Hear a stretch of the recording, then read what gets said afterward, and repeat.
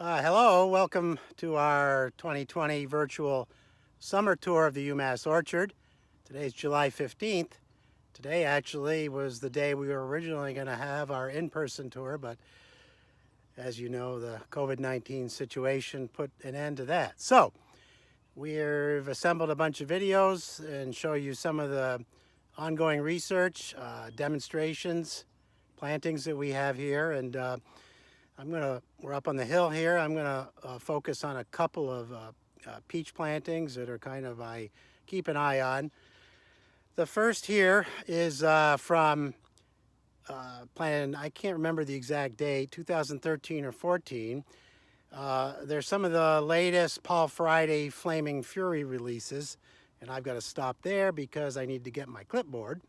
Because I want to tell you these are planted 8 feet between trees by 18 feet across the rows. I've been pruning and training them to this quad V system, so they're kind of high, which some people don't like, but the tree density is a little high. Unfortunately, you have to pick the peaches from the ladder, the tops of the trees, but I think overall this planting has been very productive. There's 4 rows. There's 4 or 5 different varieties per row. They're planted in order of ripening. The first one here, for example, is PF, stands for Paul Friday 5D Big, which ripens 24 days before Red Haven. So we're about, these should be harvested in a week or so. They are turning color, sizing up a bit.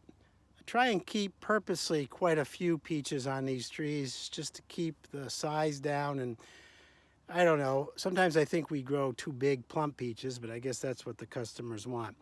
But anyways, PF 5D Big, and then I've got PF 8 Ball White. I've got some numbered ones. Really, they only a couple of early ones. The PF 8 Ball White is 10 days before Red Haven. And then 9A-007 is with Red Haven. Moving on, I've got PF Lucky 13. 19-007, 22-007, which is actually 20 days after Red Haven. Those are getting late in my opinion. Some of his names are interesting. PF 24C Cold Hardy, PF Paramount 24. There's one he calls Fat Lady. It is what it is. And there's also one he calls Big George. So that's kind of the size of it. I've preferred some of the earlier ripening ones, some of the late ones. Big George is 50 days after Red Haven. Fat Lady is 40 days after Red Haven. That's getting well into the middle of September.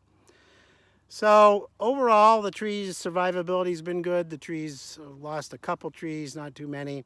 But this block's been very productive in terms, I think, of the number of peaches picked out of it.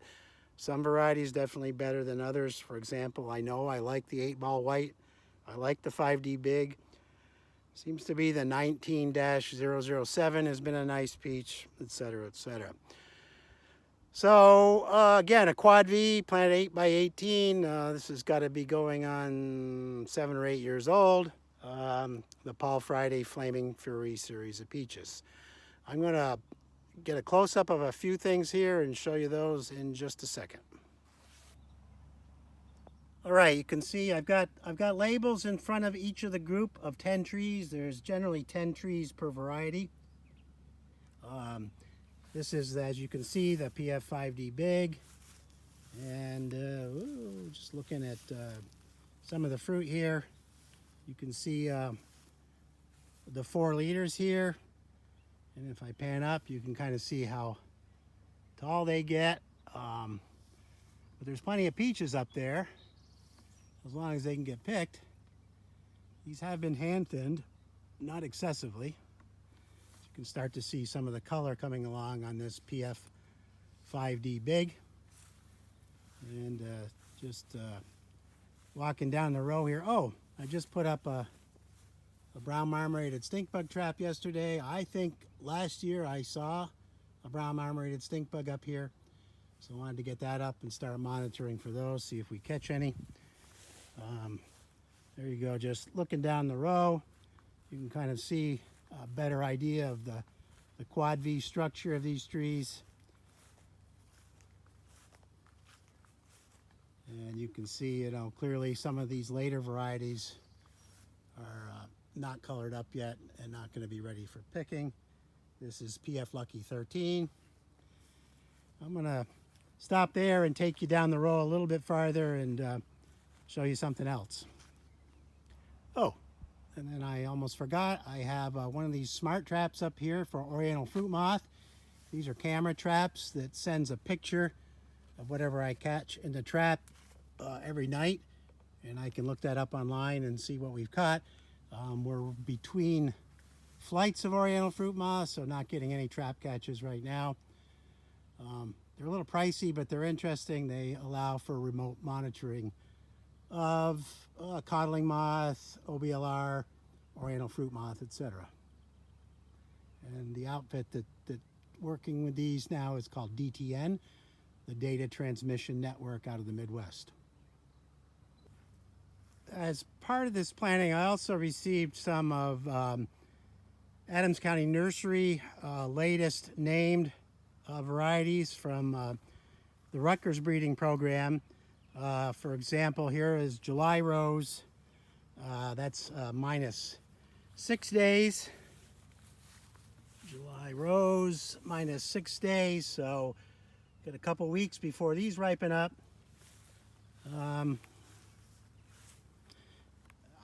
Overall, they're very nice peaches. I'm not seeing a lot of fruit on this July Rose, which is kind of unfortunate.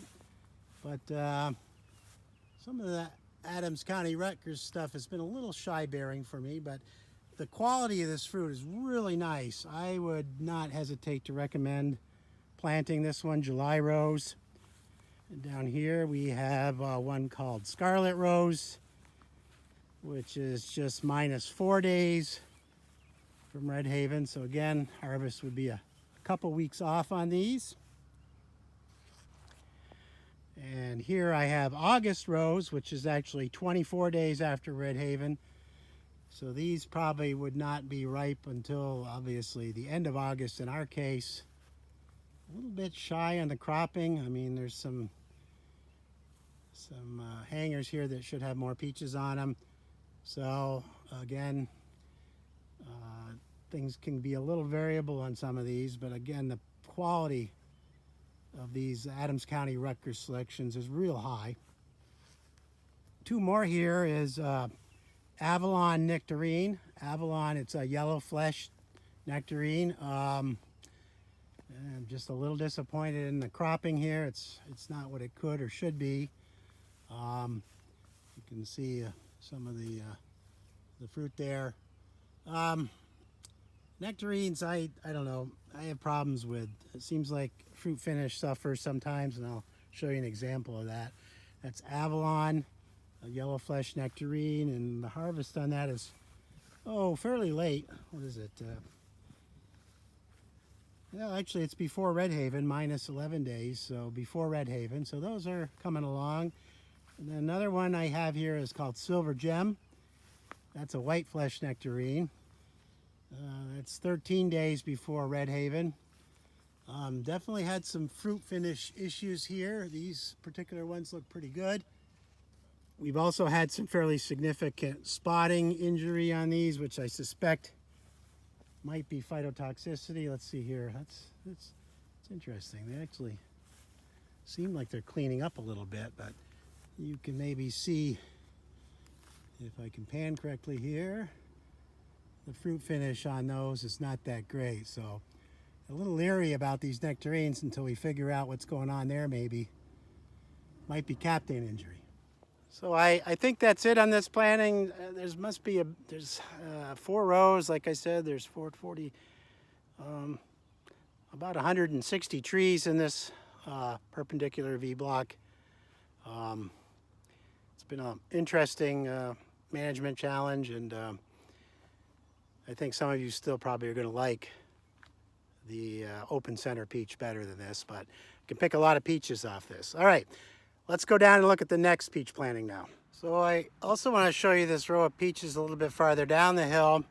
This is a row of test varieties, all from the Adams County Nursery Rutgers collaboration breeding program. These trees are planted very close together. 4 or 5 feet apart. Tried to train them to a central leader. Battling excess vigor after they're pruned hard has been an issue.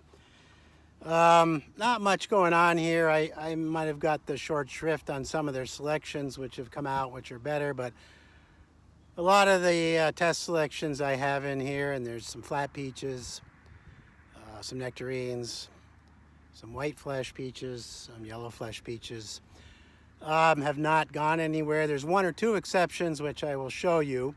But I want to just quickly point out this planting and kind of show you a few examples of what we've got in here. Keep my hand out of the way, John, and we'll take a look at those now. So again, these trees are all individually marked. There's actually only 2 trees per selection in general. You can see I got 2 trees and then something else starts down the row. This one happens to be a pretty early peach, and I need to take a look at these and evaluate them. I have a little form I use on my smartphone when I'm out in the field to take a quick look at these and just kind of judge them on size, color, flavor, cropping. Some of these, again, Rutgers selections, Adams County Nursery, have been a little bit shy bearing over the years. This is actually looking like a pretty nice peach right now. Definitely need to take a look at these because they're softening up a bit. So that just gives you an idea, and let me just move down the row a little bit because I think there's you can see down the row, got 2 of these trees, and then this H35-1 is a flat donut peach. I believe it's a yellow flesh, and again, I think fairly early, and need to take a look at that, fill out the form, and then I send that off to Adams County Nursery at the end of the year with my observations. Oh boy, you know, the flat peaches are fairly productive in general. This was hand thinned, but it's got some clusters here and there. It just kind of gives you an idea. You can see the central leader structure of these trees, I think, with scaffold limbs that have kind of just continually been pruned back, which leads to a lot of vigor and need to do some more summer pruning. Oh, and then here we've got the next one, H13-23. These are all on Tennessee natural rootstocks. You know, this is the problem with these flat peaches and nectarines. This is a nectarine, obviously, another nectarine. That was a peach, a flat peach. You know, issues with fruit finish. I think these are going to be getting close to being ripe. A little hard still. What can I say? But I don't think anything in here is going anywhere at this point. They've got better stuff out there that is being named. Ugh, look at that. Why bother? Just quickly, here's a selection. I don't know what it is. It's a little flat nectarine, but didn't crop very well. And boy, when they don't crop, they grow like crazy. I do have a couple of some of the earlier named flat peaches that they have. This is Tangos 2, tested as NJF 16. Tangos 2 is a step back here, and I've got a crop in here, is a yellow flesh. Make sure I got this right. I got Tangos 1 and Tangos 2. Tangos 2 is a yellow flesh donut peach. I like the flavor of these. It's done pretty well. This crop is reasonably well thinned down, and I'm looking forward to having some of these. You know, it's a different donut peach than what you might be used to. It's a yellow flesh and yellow skin. I have seen some cracking on it, but it's not bad. I'd recommend it. And then I also have over here, hope you're not getting dizzy. This is Tangos 1, which was tested as NJF 17, I believe. I gotta check on that. Yep, 17. I don't like this one as much. This is a green. I'll find some fruit here. There we go. A green skin, kind of white flesh Flat peach has not been as productive as the Tangos 2. Don't like this one as much. These two flat peaches have cropped pretty well, but I'll tell you, the tree's pretty darn vigorous. Again, at this kind of tight spacing, which you can see here, it's pretty hard to grow a decent peach tree. I mean, between tree shading is an issue, but plenty of regrowth. So those two I'd recommend, the Tangos, and you can buy those from Adams County Nursery. There's another shot of Tangos 1.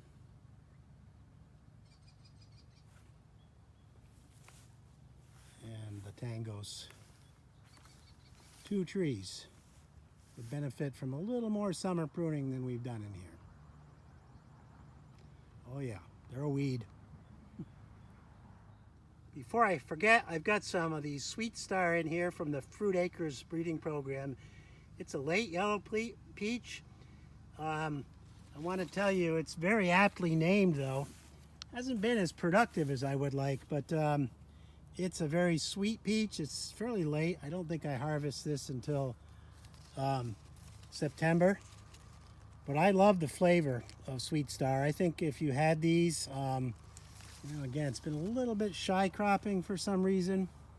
Could be my pruning style. I think my pruning style is good, but it could be the pruning. There's a nice little branch with, a nice little crop of them on it. Yep. There we go. That's Sweet Star. I'd recommend it just on its flavor alone if you're looking for a later peach. Here's a pretty Redskin Nectarine K65-87. The rootstock here is Tennessee Natural. I wonder if I had planted these on some of the newer dwarfing peach rootstocks that are coming out, if I'd have better cropping. Good question. Here's another donut peach, H26-189. Seems to me it's fairly late, but boy, there's some mites building up in there. Whew. Yeah, it'll be a mite year. But next to it is really what I wanted to show you out here, and that is this one called Brigantine. Brigantine is one they named, and they tested it. It was tested as H24-44, and since named Brigantine. I've had better cropping on this. It is a nectarine, a very light crop this year, so I don't know, maybe I shouldn't be showing it to you, but I'll be honest. But it's a nice nectarine that they've named. Why the light crop? I don't know. It should have set more peaches. It has in the past. I think I guess I've got a couple trees.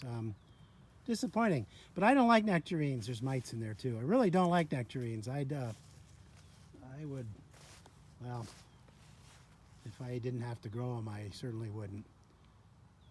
So that's kind of the story of this Adams County Nursery peach block planting. I have lost a few trees, have died over the years. Gee, these are getting fairly old, and I think this might be the last year for them. So that would be the end of the little peach blocks I've got going, mostly variety evaluation here. Again, would have been a good day to have a tour here at the UMass Orchard, but we look forward to seeing you again and sometime in the future when we all get over this COVID-19 situation, which I hope comes fairly soon. I miss everybody. Really miss having this meeting here this year, and you all know the story. Okay. Enjoy the rest of the video tours, and we'll see you again soon someday.